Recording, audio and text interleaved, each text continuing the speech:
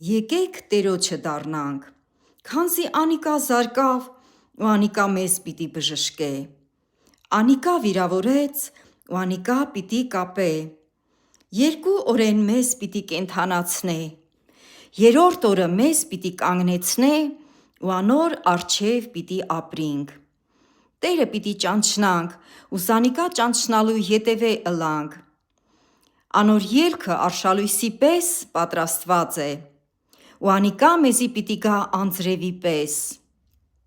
երկիրը ոռոգող վերջին անձրևին պես, քեզի ինչ չնեմ, ով Եփրեմ, քեզի ինչ չնեմ, ով Յուդա, վասնզի ձեր բարությունը առավոտյան ամպին պես ու շուտով ցնդող ցողի պես է։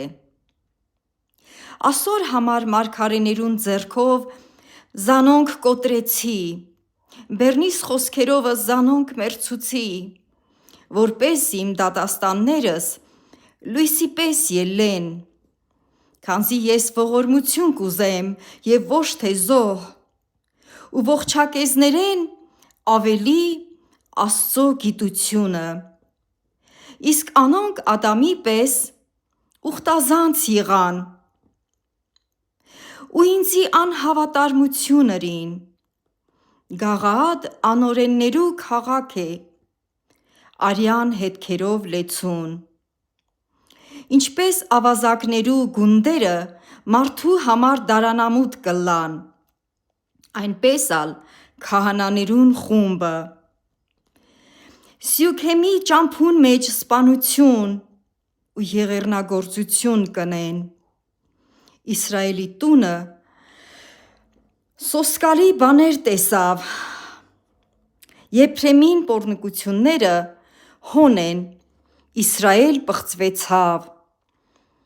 քեզի ալ հունձք մը պատրաստված է, ով Յուդա, երբ իմ ժողովուրդս